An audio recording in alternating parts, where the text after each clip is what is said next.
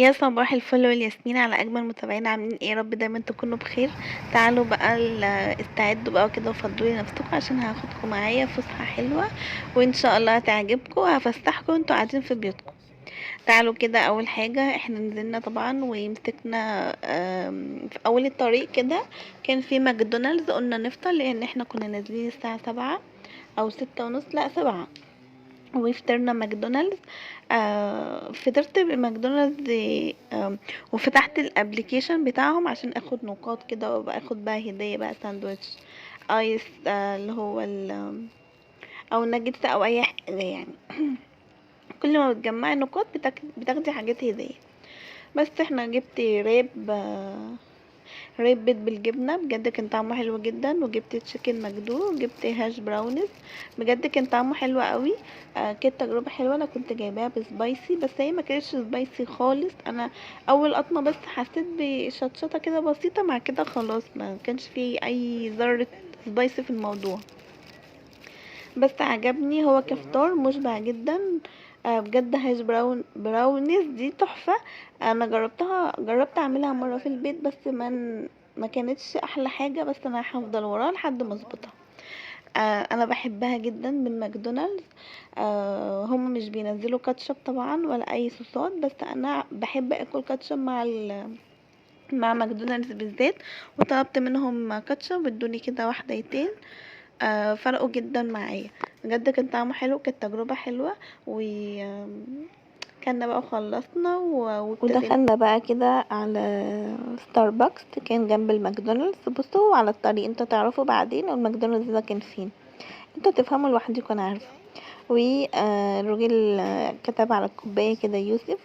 وما حبيتش ان انا اكتب اسمي الصراحه. انا طلبت يا فاربتشينو بالشوكليت. كنت عايزه اخد بالقرع العسل، بس الصراحه نسيت مش عارفه ليه. وطلبنا كيكه الجزر، كانت طعمها حلو قوي. دوت الفاربتشينو بتاعي برضو كتب عليه يوسف، ما حبيتش ان انا اقول اسمي. بجد كان طعمه حلو قوي وعجبني. كان فاربتشينو بالشوكولات، كان طعمه حلو قوي، فيها كده حبيبات شوكولاته كده من تحت، كانت عامله شغل جامد. بصوا انا اصلا كنت لابسه اخضر، كنت لابسه سوت كده اخضر، لقيتها نفس اللوجو، نفس الالوان بتاعه الناس اللي واقفه هناك. وحتى الشلمو برضو كانت نفس اللون. حتى اليوم دوت والله كنت كل ما اروح في حته الاقي نفس اللون، سبحان الله. بس كده احنا كده مسكنا الطريق.